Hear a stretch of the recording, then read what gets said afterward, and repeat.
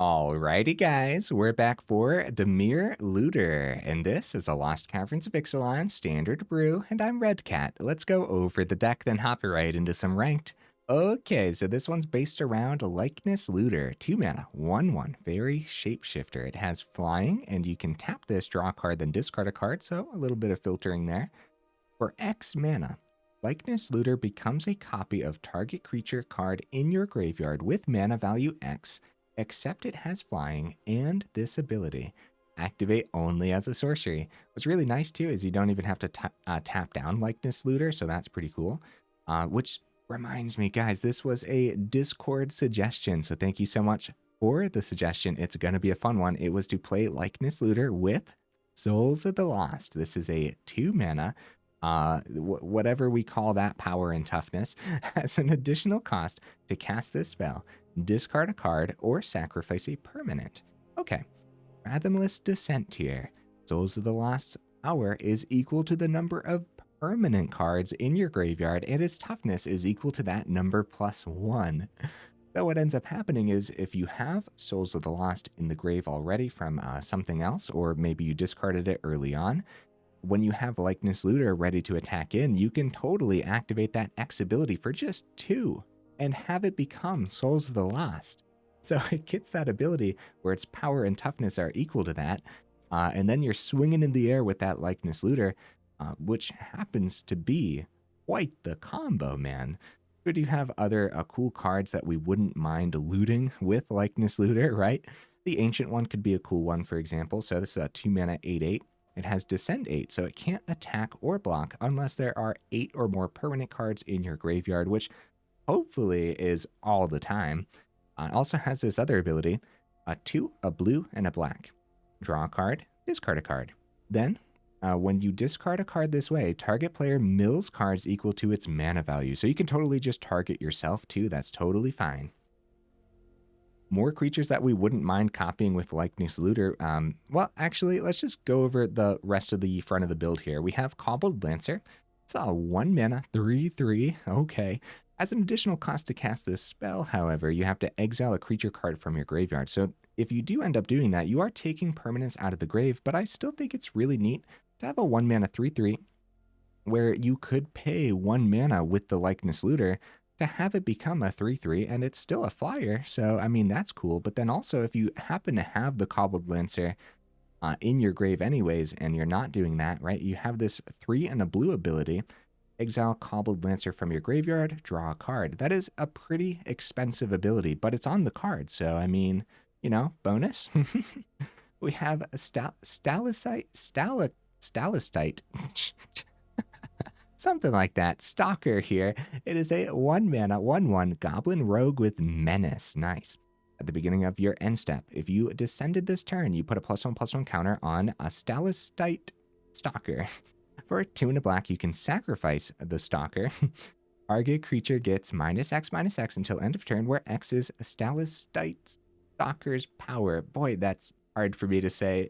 This is also a decent one to go ahead and copy with the Looter, because maybe you could start giving the Looter counters at the end of every turn too, so that's pretty cool. Also Menace, you never know if the opponent only has 1 blocker in the air or something. Menace really comes in handy. I know I say it all the time, but Menace happens to be decent, dude. We have more cards in here too that just don't mind chilling in the grave. Tenacious Underdog as a 2 of, going to be excellent in here. We have more cards that, like other cards in the grave. Wail of the Forgotten, trying this one out. Yeah, I don't get to play Demir too often, so I've yet to play with this, and I think it's a really neat one. So just a 2 mana, sorcery speed, rockin' Demir colors, Descend 8. So you choose 1, but if there are 8 or more permanent cards in your graveyard as you cast this spell, you can choose 1 or more instead. So yeah, if you have a nice stocked graveyard, you could just choose all of these for 2 mana, which is wild. So, excuse me, guys. Return target non-land permanent to its owner's hand, or target opponent discards a card, or look at the top 3 cards of your library, put one of them into your hand, and the rest on into your graveyard. I almost read that as on the bottom of your library in a random order, because that's like how a lot of these abilities are, but nah, just slam them into your graveyard, work with the rest of your build. Yeah, dude, if you're choosing all of those, that's a lot of value for 2 mana. I like it. Okay, we have Invasion of Amonkhet in here. 3 mana Battle Siege, 4 defense counters.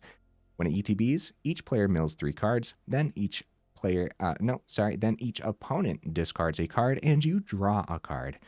Nice. And when you flip this, it goes into Lazotep Convert. It's a 4/4 zombie, and you may have it enter the battlefield as a copy of any creature card in a graveyard. So you can totally grab an Atraxa out of the opponent's grave if it comes down to that. So except it's a 4/4 black zombie in addition to its other types. Yeah, dude. Lazotep Convert, there's going to be a lot of moments where you actually prioritize hitting the battle siege instead of the opponent's face, because there's going to be a lot of great stuff to go ahead and pick up with the Lazotep Convert, and hopefully just like the battle side helps keep your graveyard nice and stocked up too. One of the really neat cards to pick up with the Lazotep Convert is actually Sanguine Spy. I'm trying all 4 of them out in here. So 3 mana, 2/3, Menace, Lifelink. Okay, nice. So those stats alone, I mean, you can imagine if there's nothing better to pick up, bringing out that Lazotep Convert as a 4/4 with Menace and Lifelink really could go a long way, huh? It has this ability here. For 1 mana, you can sacrifice another creature to Surveil 1. Gotta be real with you, I don't know how often we end up doing that, but still, it's on the card. But at the beginning of your end step, if there are 5 or more mana values among cards in your graveyard, you may pay 2 life. If you do, draw a card. This is kind of like the main card draw in the deck, funny enough. I wanted it tacked on to a creature, of course, because we want as many permanents hitting the grave as possible. And I think it's a neat card, man. And like back in the day, we pulled 4 of these out of a pack. It's a rare too, and we've never really been able to play with it. So kind of just felt like now's the time. Let's give it a shot, huh? Okay, we have the Everflowing Well in here too. This is a 3 mana legendary artifact. When it enters the battlefield, mill 2 cards, then draw 2 cards. So there's more card draw packed onto a permanent. Beautiful. Has Descend 8, so at the beginning of your upkeep, if there are 8 or more permanent cards in your graveyard, transform Everflowing Well. Transforms into a legendary artifact land. Taps for a blue. Whenever you cast a permanent spell with mana produced by the Myriad Pools, which is the name of this land, up to 1 other target permanent you control becomes a copy of that spell until end of turn, so that could come in handy, honestly. Okay, getting to the top end of the build, we have a 1 of Sheoldred, because it's a very powerful card. Also, not a bad one to pick up if it's already in the grave. Maybe the opponent removed it right when you played it on turn 4. Pick it up with Lazotep Convert at some point could be pretty brutal, We got Chupacabra Echo. This is a 4 mana, 3/2, and when it enters the battlefield, a target creature an opponent controls gets -X/-X until end of turn, where X is the number of permanent cards in your graveyard. Hopefully cleaning up literally whatever we want it to clean up. And that is an ETB effect as well, so you could have the Lazotep Convert enter as the Chupacabra. Like I said, a lot of great targets for it. And then when that enters, you get that removal tacked onto that permanent. Beautiful stuff, man. Okay, now we're really on the top end here. Uchbenbak. The Great Mistake. Something like that. So it's a 5 mana, 6/4 Vigilance Menace. And look at this, dude. It's a legendary creature, Skeleton Horror. Has Descend 8. So for 4, a blue and a black, you can return the Great Mistake from your graveyard to the battlefield with a finality counter on it. Activate only if there are 8 or more permanent cards in your graveyard and only as a sorcery. Is this a janky pick, guys? Honestly, I don't know. I think there's a little bit of value packed onto this.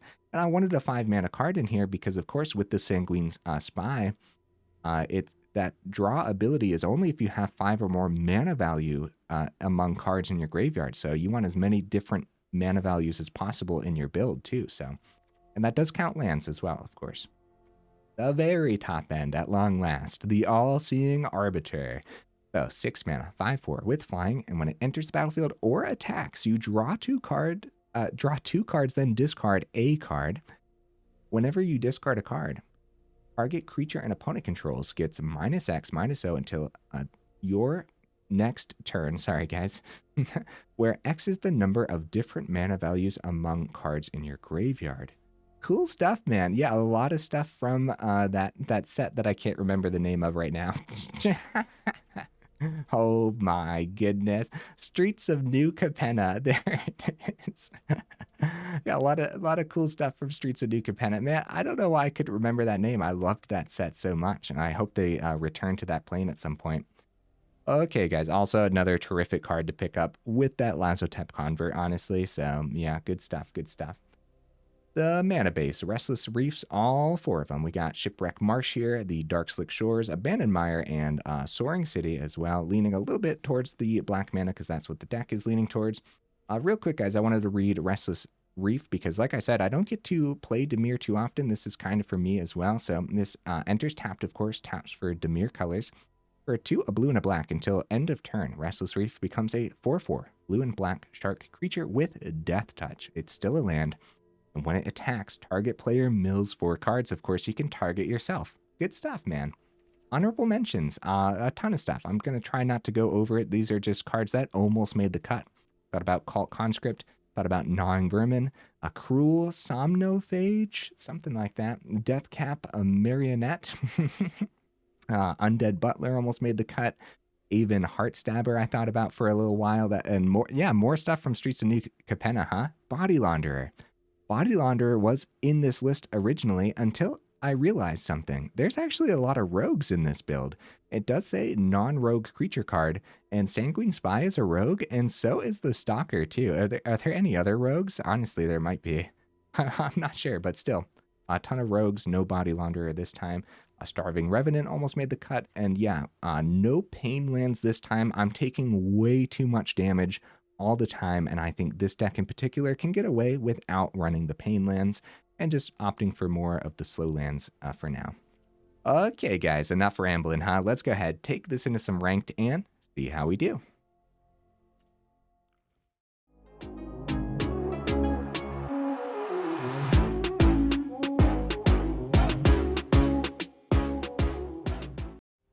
All right, we'll see if we can get right into that first game. In the meantime, what am I expecting from the build? I have no idea. I know I keep bringing this up, but I don't get to play Dimir too often, so like I literally have no clue this time around. Restless Reef, yep, good stuff. I like this hand. No turn 1, but like we got the mana for now. We got a ton of mana to draw into as well. Yeah, I don't mind this. At the very least, the opponent goes first. We could always draw more mana right away. Okay. Yeah, this one took me a while to go over. Oh, sorry about that, guys. Again, I just don't get to play Dimir too often, so I guess mostly going over the cards for myself, too, making sure I actually know what they all do. Like, there's moments where we play, like, Boros, and it takes me, like, 2 minutes. Okay, not literally 2 minutes, but you guys know what I mean. Because we get to play that with a lot of those cards all the time. Yeah, I wouldn't call this a mulligan hand by any means. Maybe we want 3 mana in the opener, but I don't know about that. Opponent's holding us up a little bit here, guys. Let's go ahead, pause the recording until they show up. Okay, the opponent has arrived. We did end up getting that 3rd mana. Pretty good. We're going to start with the Restless Reef. Go right into that Likeness Looter when it comes time. Ooh, boy. Ooh, it's the Schooner build. Okay. Well, we're seeing the mana. That's good news, honestly. Swamp down, get the Likeness Looter down. And then Invasion of Amonkhet is probably the play. Raffine, oh buddy, here comes the swing with the Subterranean Schooner.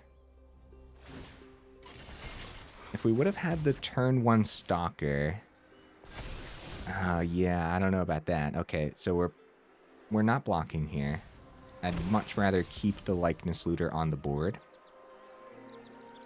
Whew, for our first match being Esper, this is definitely going to be scary. Definitely going to be scary. The Raffine combo with the Subterranean Schooner is absolutely wild, actually. So I don't mind getting some blockers on the ground, but this is getting through, man. Unless we want to chump, which could be really bad.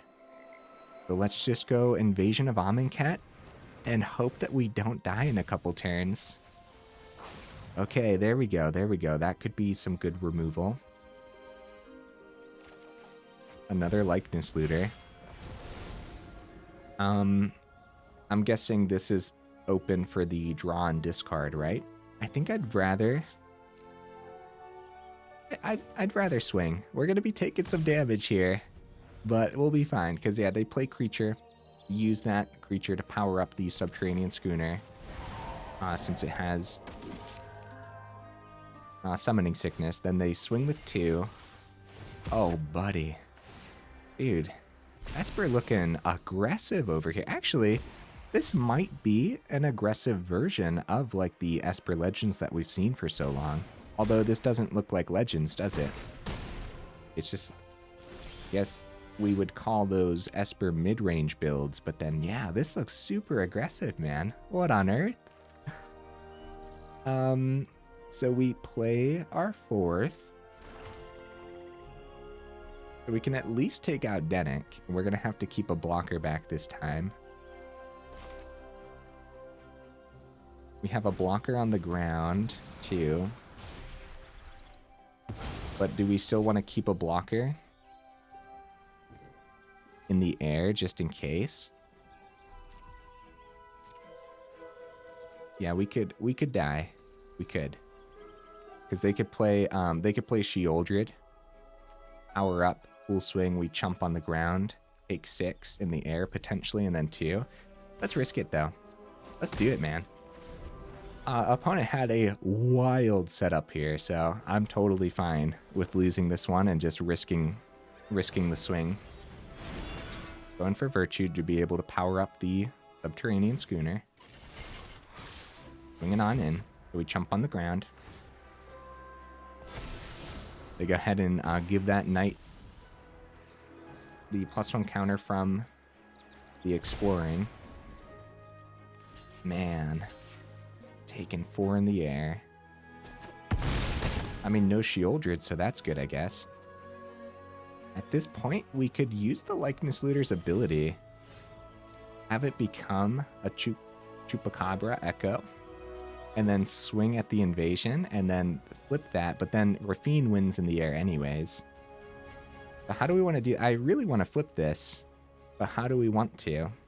Like, we could power up Restless Reef, swing, have a blocker in the air, flip the... That's actually pretty good, isn't it? Because outside of that... yeah, too many looters in hand. What if they have spot removal?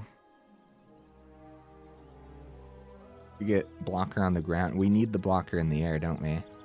For the Rafine. Alright, Restless Reef. Let's see. Also, with the mill, we could technically see... We could technically see something else that we wouldn't mind picking up with that invasion. It is probably the clue, but it could easily be spot removal, man. Look, Bitter Triumph is in this deck, too. Okay, the mill's happening. What did we see in our grave? Also, what creatures do they have? Oh, Souls of the Lost. There it is in the grave, guys. There it is. Doesn't look like... Oh, we could pick up Rafine. That blocks in the air really well. But I was thinking, like... Well, our Rafine would only be a 4/4, first of all. So if we go for the Chupacabra, we don't have the ward. All-Seeing... Oh... Oh, what do we grab, guys? All-Seeing... I almost missed that. I didn't even see that. So we could do that and then have the Knight. X is the number of different mana values, which is 4. Wait, how many different mana values is in the grave? Okay, do I have a 3 mana card in the grave yet? No. We don't have a... We do have a 2 mana card in the grave, so I'll go Sanguine Spy since we have another one of those. And yeah, the ward on the Rafine's pretty rough. So we target you. So the Chupacabra could have come out instead, and we could have just picked up the Knight. But the All-Seeing Arbiter could provide lasting value, and it blocks in the air too if we need to. I don't think this is anyone's game, but we are putting up one heck of a fight, I'd say. against a build that is running incredibly powerful cards. Oh, Virtue of Loyalty for the turn. Go for that. Oh, they're not even powering up. Yeah, it's gonna be Virtue for the turn, huh? So if we Souls of the Lost is 9. So if we block with the Arbiter, okay, because they're at 20. 2 more Likeness Looters. Okay, yeah. So no, we're gonna chump. I was thinking like if we keep the Likeness Looter back, I suppose we can activate this ability, get rid of one of these lands, right? That's fine. Yeah, unfortunately, that ward really holding us up on that Rafine. So having an untapped land could have been pretty good for the turn. Virtue of Loyalty untaps everything, gives it a little boost. This Rafine has got to go, man. It really does. And now that they untapped, we don't have a great swing either. So, like, the Invasion of Amonkhet would have been a great draw, but swinging into that Rafine is a no-go. Sanguine Spy is ready to help us draw, but we have to pay life to do that. All right, what are we feeling here? Likeness Looter?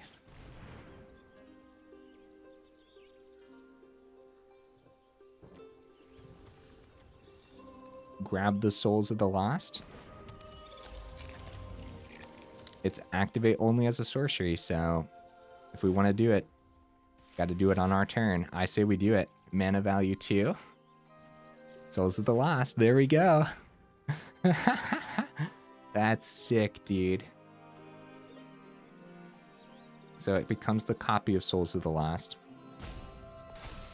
That's an 11-12 flyer. Look at that. Look at it. Oh, I'm so excited. Maybe we should play the other one too. The other Likeness Looter and get that ready for next turn. I'm okay with that. More blockers too, because we're at 4. Like we're kind of in trouble. We got like, oh, you know what we could have done? If we swung with All-Seeing Arbiter and kept the mana open, we could have lowered the Rafine's attack. If they find spot removal for the Souls of the Lost, then okay, that was an option. Instead of playing Likeness Looter number 2, we could have lowered Rafine's attack by 5, guys. We have 5 in there. Oh, Sheoldred is probably going to be a nail in the coffin, huh? We still have good attacks, but we're only at 4. We need some life gain. Sanguine Spy. We could call 3 for the other Likeness Looter and swing with the Spy. Gain 2. Not great. I'd rather just power up. GG opponent, what on earth, bro? Really? Really? What? Hold on. Like, I was gonna say, I'd rather power up Likeness Looter with the other, yeah, with Souls of the Lost again. But that's only, like, they had the blockers. We would have dropped down to 2, right? If we swung with All-Seeing Arbiter, we literally couldn't, because we would draw 2, then discard a card, and we would have been super punished by Sheoldred and immediately died. So the only swing we had there was the 2 Souls of the Lost, which they would have been tapped down. They chump. They don't even have to chump with Rafine. They could just take 11. Either way, this Sheoldred was going to wrap up the game for them, right? What's going on here, guys? What am I missing? Maybe they had to go. Maybe they, like, yeah. I don't know what that was about, man. I really don't.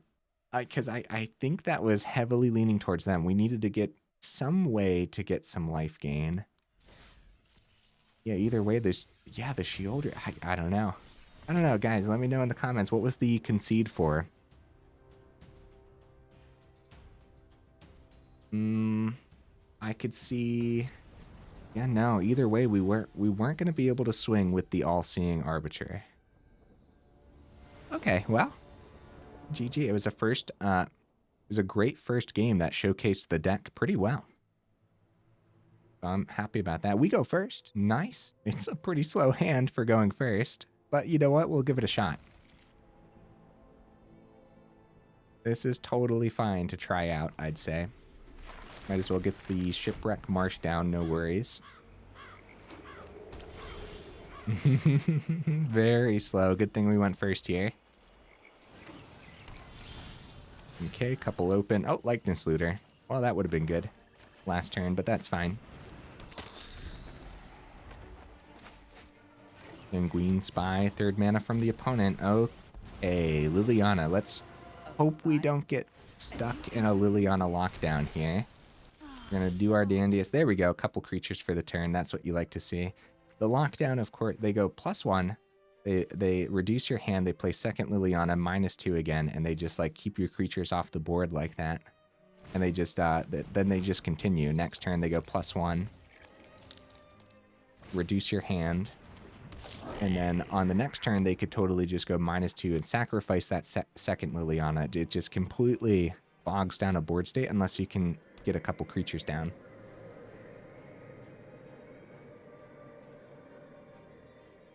+1, get rid of the Chupacabra. The Sheoldred wouldn't be bad. We just don't know what creatures we have to target with the Chupacabra, so... And since we had 2 of them too. And the reason the Sheoldred wouldn't be too bad, of course, is we could eventually have Likeness Looter become the Sheoldred, but it would be much better just to play this out when it comes time. Invasion. Okay, well, this is probably going to be like a Wandering Emperor style build, right? Either way, we're kind of forced here to swing at that Liliana. And let's see what happens. If Wandering Emperor comes down, they want to hit the Likeness Looter with the Exile, right? Luckily, Liliana doesn't have the -2 next turn, but we are struggling to actually keep up with it. Get a blocker on the ground with the Wandering Emperor, and then keep like another one open. I'm gonna go creature instead of the Invasion of Amonkhet. That's tough decisions, dude. Tough decisions, but going up against Planeswalkers, they start to generate way too much value. So we have no choice but to target them over there. +1, probably the Chupacabra. But if they do go token on Emperor... Okay. Okay, they target the Spy. Bad news, guys. Yeah, that's rough. Look at their setup over there, Planeswalkers. Chupacabra, I suppose, is fine. We don't have the 4th mana yet anyways. They go plus on the Emperor, so that way our looter can't actually swing in. And kill it, I mean, of course. That being said, we do have 3 mana if we want to turn it into the Spy, take out the Liliana before they -2, but then they have the -2 on Wandering Emperor. Like, we're just like, we are stuck between a rock and a hard place. This takes a lot of mana to do. Alright, let's do it. Because we'll have to... So if we hit Wandering Emperor and they go -2, we have 2 creatures. But if they... Okay, it's probably Wandering Emperor. I don't know. That's really tough. I'm never done for good. Because, yeah, if they go -2, they lose their Liliana. We only lose one of these creatures, which will be the Spy on the ground. Okay. So they lost their Liliana there. So if we would have swung at Liliana... Okay, Liliana number 2, -2. Okay. Land off the top would be good, but at that point, we're getting there. We're getting to that lockdown state. Your friends has to leave. -2. Thank you. I think that helps us out a little bit, actually. Of course, it does give them some card draw. Candy Trail. Huh.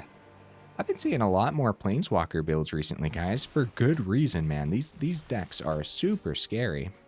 Invasion of Amonkhet. Uh-oh. Uh-oh. The Liliana lockdown is incoming. How do I want to do this? If it's looter and they find spot removal... Oh, Quintorius! Dude, nice. We could draw a land off the invasion, but then they have a couple turns of plussing the Liliana successfully.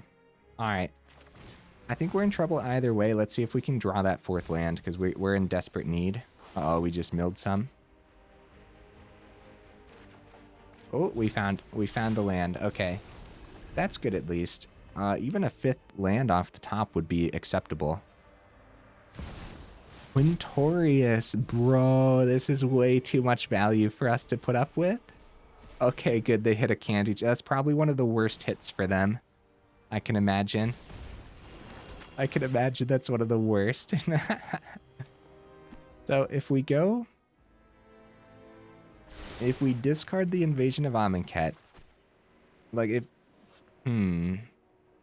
like is the Sheoldred the play? No, right? Because they just go -2 on Liliana and get rid of Sheoldred that way. I'm tired of your secrets. I think we get rid of Sheoldred because then there's a chance that we draw. Okay. Oh, we did draw a land too, but it's a tapped land.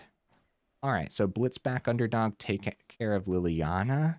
They start generating tokens with Quintorius, but at least the Liliana's gone.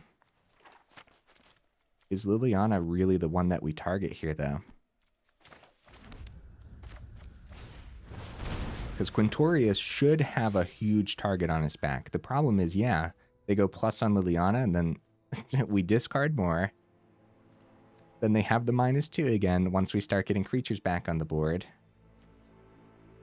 The Jace is a problem. All of these are a problem, but I think it's Liliana. What would you guys hit there? Because, yeah, they'll have the plus on Quintorius, but we can get there against Quintorius's plus. Oh, I shouldn't have played my land, guys. I always do that. I always do that because Restless Reef was going to come down tapped too, but then we would have had the chance of powering up the Restless Reef. Bet you can't catch us. Aito. Oh, buddy. This is a devastating amount of powerful planeswalkers. Okay. Invasion of Amonkhet. If we blitz in Underdog, they have a great blocker, and then they just keep going plus on Quintorius to block every single turn, right? So we start with Invasion. We get rid of that card in the opponent's hand. I guess they could draw on Candy Trail and then choose their discard.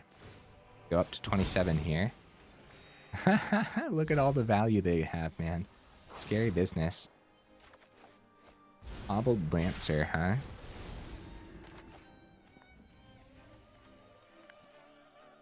Wow.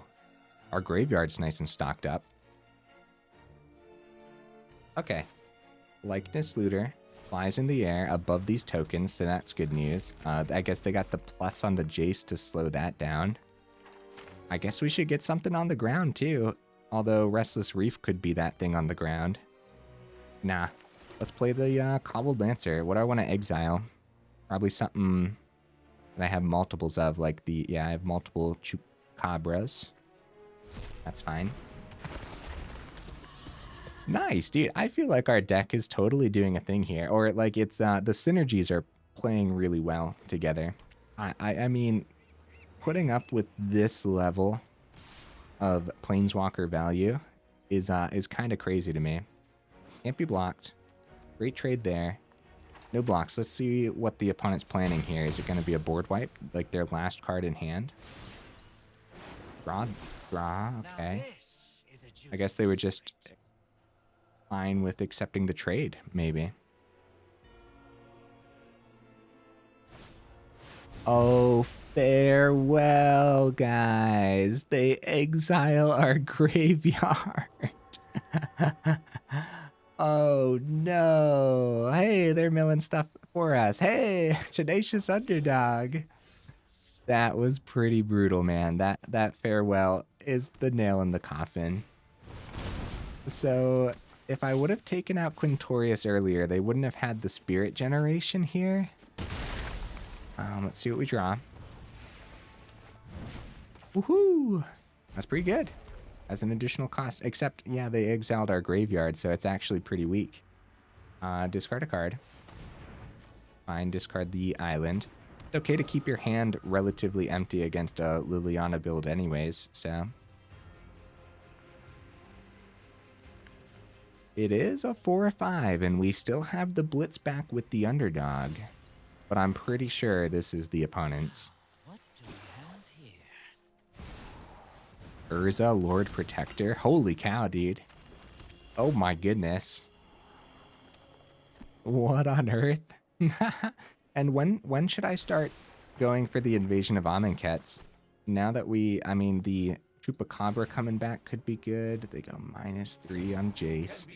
More tokens. How much longer? How much longer do you guys think until they win? You know? Because maybe we should just get into the next game because we're 35 minutes into the video. I took so long to go over this deck, guys. I apologize again for that. They'll have 2 open after this swing. 2. Start with the mill. And I guess we just like, it's game over with these planeswalkers. I'm just going to swing at the Invasion of Amonkhet and see what happens here. There's a chance that Souls of the Lost gets above the 4-2. Yeah, 4-8. Look at that. Wow. I mean, yeah, like almost everything's a permanent in here except for the Wail of the Forgotten, as far as I know. And the Death Touch is great, so I wonder if they just, like, they could trump, or the invasions flip and we take the Chupacabra and wipe their board that way. Well, not wipe their board, but you know what I mean. Start cleaning up these creatures that way. They go for the block. Huh. Yeah, this is one of those games where I really don't want to concede because maybe there's a small sliver of hope. We can sacrifice the Battle Siege. I don't think we need all this extra land, though. How do you guys feel about that? Wait, how does the Battle Siege read again? As a siege battle enters, your opponent's chosen to protect it. Damage removes its defense counters. When the last counter is removed, exile it and transform it. Okay. Yeah, dude, look at these Souls of the Lost already at 8-9, and that was after a farewell exiling our grave. That's wild, man. That's crazy to think about. Gotta be like Sunfall packed into their deck too, though. Mightstone, Weakstone. See, they probably go for the card draw because, yeah, what's the -5 gonna do? Like, these are chunky creatures, man. We have the Blitz back with the Tenacious Underdog, but I think the main thing we want to do here is grab the Chupacabra on the invasions. Kaito draw, discard. Yeah, I think we're going to stick this one out, guys. Just a little bit longer until there's like another nail in the coffin. So hopefully it's not the last game of the evening, but it very well might be, as a game like this could easily go on for another 10 minutes, depending. Oh, probably not, though. We have 20 cards remaining. If they find more Jace or something, they could start milling us big time. Like, even right now, they could go, yeah, if they find a second Jace, they just go minus on the first Jace and then minus all on the second Jace, and then we're, like, out of this game, so... They find an Ob-Nixilis off of the Discover.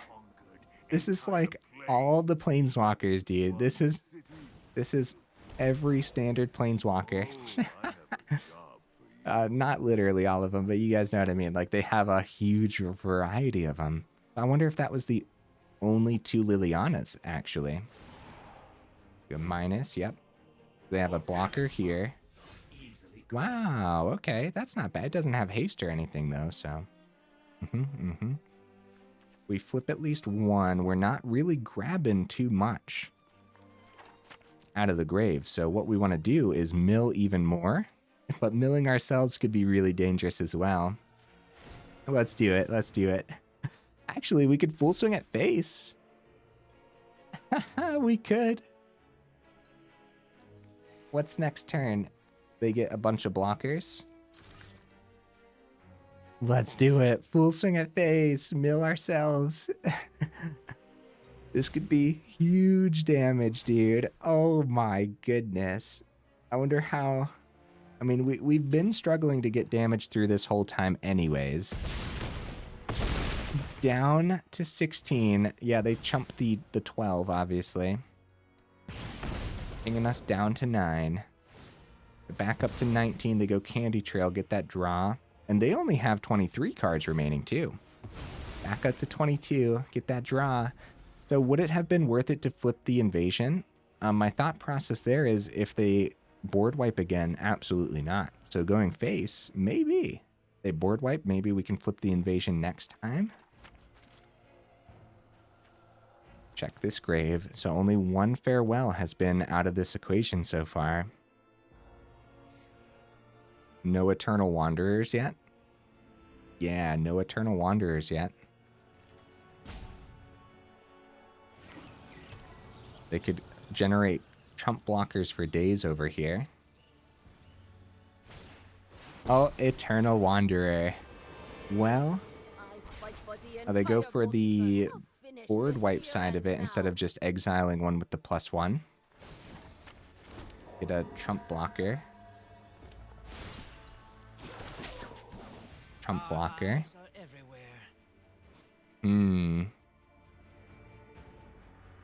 They can reduce it to 10. Yeah, they're going plus on the Jace enough here. Discard a card, decline. Plead for mercy. Although that would buff the Soul of the Lost even more. The chump blockers have proven themselves. Have proven themselves very valuable. And at 14 cards in the deck, they go -X for 4. That's 12. So we can't swing with the Reef. We could mill them, actually. Should I have been milling them, guys? Hold on now. How many swings have we had with this? All right, now's the time to try to take out... This is funny, dude. This is really funny, actually. All right, mill them. Guys, maybe we should have been milling them this whole time with the Restless Reef.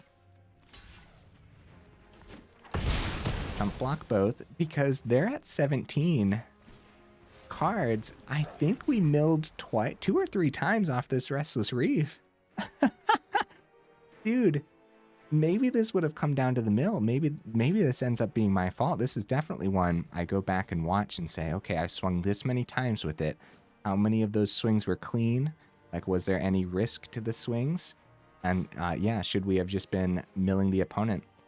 At 16 cards remaining, there's still a chance that we can get the mill. I think they want to go -4 on the Jace, though. What a match, guys. What a match. Yep. They go for 3, actually. 5 cards remaining in our build. Oh, buddy. Is the Invasion of Amonkhet even going to be able to flip? All those Souls of the Lost in there. Okay, they go plus on the Eternal Wanderer. Get rid of our Souls of the Lost. Ito. Just going for the 1/1. Going for the 3/2. Just get more chump blockers down. At this point, I don't see us playing the great mistake, so I will discard it. Plus, yeah, we could bring it back with the Descend anyways. Ito number 2 comes down. With 5 cards remaining, it's gotta be the opponents, but there is something really fun about sticking this one out. Like, I feel like a small chance somewhere in this one. You know what I mean? Okay. I do have a great double block here. They do. Yeah, we're dead, guys. But how many times could I have swung with this Restless Reef? I'm really concerned that we should have just been milling the opponent. Because look, they're at 12 cards in the deck, guys. So if I was just swinging with this Restless Reef this whole time, they do have a double block here. But at that point, too, if we were getting that low, how many of those turns did they actually have a successful double block as well? So, I mean, that's definitely something to consider. Look at our Soul of the Lost, a 24-25. Pretty fun. Hey, good game, opponent. So they go -X on the Jace. That's 3. And then we draw, and then that's it. If they... Let's see here. 44 minutes in, guys. Do you guys think we have time for one more? Usually I like to let the opponent play it out. Let's drop them the GGs. Let's go one more. Oh, they went for the Jace. And your entire Yeah, let's give it to him, guys. Let's try to get one more. Since we still have to draw the one and then pass it back and then draw without having any cards in there. At this point, at 44 minutes in, every minute matters, and we're going to push it a little over time today, and if it goes too far over time, we'll just give it to the opponent, no worries, and who knows, maybe it won't take as long. If we're up against another mid-range build, then it could be one heck of a clash. Pretty cool build so far. That amount, that level of Planeswalker value, it's really hard to keep up with, like, what we could have done differently throughout the entire game, because every little thing causes, like, a little chain reaction. Couple Restless Reefs, pretty slow land. I do like the hand, though. Opponent goes first. We have a good chance of just drawing more land anyways, so yeah. Let's give it a shot, man. Last game of the evening. One more chance to showcase the build. Uh-oh. Dinos went first, and they had Lorekeeper on turn 1. Uh-oh. Yeah. Is it going to be a turn 2 Hammer Skull? Or whatever that 3-drop is called? No, it's going to be Yearling. Okay, thank goodness. We go for the swing with the Lorekeeper. Nice, we found that land. Unfortunately, it's more tapped land, so it's going to be nothing for the turn, guys. Very slow start here. And remember, when I went over the build, I said I opted for the slower land instead of the pain land, because I think this deck can get away without the pain land. And if this was pain land instead of the Shipwreck Marsh, then we would have had a turn 2 at the very least. Oh, there's the Hammer Skull. I see. They want it, or maybe they just drew it, but also, like, they wanted the Yearling to get buffed. Okay, Marsh. We could just be dead next turn if we're not careful. So Wail of the Forgotten, we only get one thing here. We could have target a non-land permanent to hand, but if we go Hammer Skull, then they just power up Yearling. So 9, 10. I guess we got to get a chump blocker down, guys. That's brutal business, and they could easily just burn this away. I was going to say, like, Invasion of Amonkhet isn't bad, but if they have 10 on the board already and they have anything above the Yearling, like that, actually, that's still game, isn't it? Because they buff there. No. Hammer Skull doesn't have trample. Everything else is super dangerous, though. Oh, buddy. Some of these builds are just way too fast sometimes, huh? Darkslick Shores. Chupacabra, I will ping your Lorekeeper. Yeah, unfortunately, we didn't get to do too much here in the last game, but at least it was a fast last game, and we got to showcase another hand. And we got to just, like, you know, overall showcase the build a little more here, too. And what to expect from the build as well. Which is still jank. But really neat, man. And boy, does it all play well together. At that point, it looked like we had a much better chance against mid-range decks. Anything that actually just let us stay alive a little bit longer. Good game, Dinos. Brutal stuff. If we went first here, maybe. Maybe we could have established something. I don't know, though. I don't know about that. Okay, guys, let's go over the deck one more time. One thing I see that I forgot to do was actually change the cosmetics of the build. I'm sorry about that, guys. Oh, no. Dimir Looter. This was fun. This was cool. I know I sound like a broken record at this point. Don't get to play Dimir too often, so this was awesome. Great suggestion. Thank you again in the Discord for that suggestion.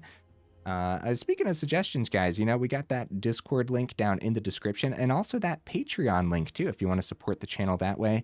One of the main draws to the Patreon is, of course, I prioritize patron suggestions. Overall, though, I still look at suggestions in the comments and in the Discord in general, so always feel free to drop some suggestions, and I build around it. Okay. I liked everything in here. I feel like it curved out nicely. However, it's pretty slow, and rocking only permanents that remove things is pretty dangerous, right? The Chupacabra is actually pretty sick, a sick piece of removal, you know? I like it. I think it has a great chance of hitting -X on a lot and just killing anything you need it to kill successfully.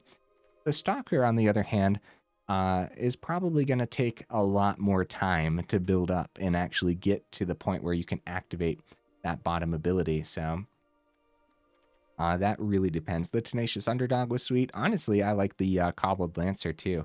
Likeness Looter, yeah, dude, I love that. Combo in with the Souls of the Lost, very cool. Wail of the Forgotten, such a neat little card, but I would drop this actually. Just go up some simple spot removal. You're going to be a lot happier with it probably, right? Like just think of the think of that last game. If we could have actually taken out a creature there, maybe we would still be in that last game. It's still like a go for the throat, right? So yeah, like it fits the theme, but in the meta, you're probably just going to be a lot happier with a go for the throat. And at that point, with a go for the throat, we're going down some blue and up even more black. So maybe we want to consider a little change to the mana base, maybe drop an island, go up a swamp.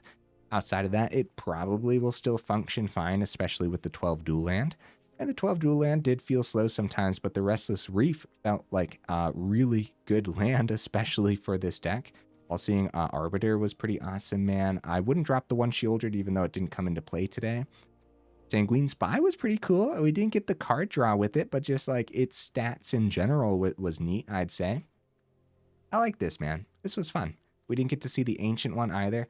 Man, even though I feel like those matches showcased the deck well, we actually didn't get to see a lot of the stuff doing the stuff.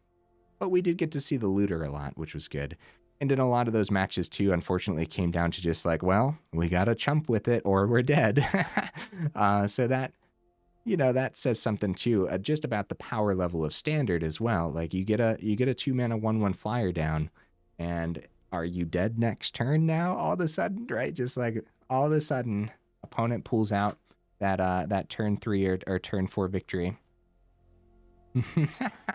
Turn 3 victories are very difficult, though. Don't get me wrong, but there's a moment on turn 3 against certain aggressive decks where it's just like, well, there's nothing I can do on my next turn anyways, so I guess it's going to be their victory on turn 4, right? And that happens often. It really, really does. And it happens often for us, too, when we are piloting like a powerful version of mono red or something. So, yeah, really neat card. I guess we could use some more setup in here overall. And remember, any amount of removal you go up that isn't a permanent is going to be a little bit detrimental to the actual synergies in the build, as everything wants you to have permanents in the grave, right? Number of permanents, Chupacabra, number of permanents, right? Sanguine Spy, on the other hand, it does say just mana value, so that's fine. That it won't hinder that. Same thing with All-Seeing Arbiter too. So I guess it doesn't hinder too much. It really realistically just hinders the Souls of the Lost and the Chupacabra, of course. So drop the whales, go up some more spot removal, and potentially consider like, see the Stalker as removal. Yeah, it just really didn't do a thing, did it? Maybe we just drop the Stalker for even more removal. That's a tough decision. Again, less permanents going into the grave. Really do like this, though. And I like that we could pick it up for 1 mana for the looter and start putting counters onto the likeness looter, too. I don't know. Yeah, if you start dropping stuff like that, then you're taking out part of the soul of the build, too. So honestly, maybe more testing's required, too, because it didn't really feel that janky overall. It's definitely jank. I'd put it into that category, but it didn't feel that janky. I wouldn't drop any of the Invasion of Amonkhet, too, even though some games it just chills in your hand, unfortunately. If anything, you go down to 3, but it seems like such an important card overall, especially when you do end up flipping it into the Lazotep Convert, which I would say happens more often than you would think, especially since we're flying in the air sometimes with the looter. Okay, yeah, a lot to say about this one, huh? I liked it. Okay, enough rambling, huh? Hey, if you made it this far into the video, y'all are champions for real. I super duper appreciate you, and I will see you in the next video.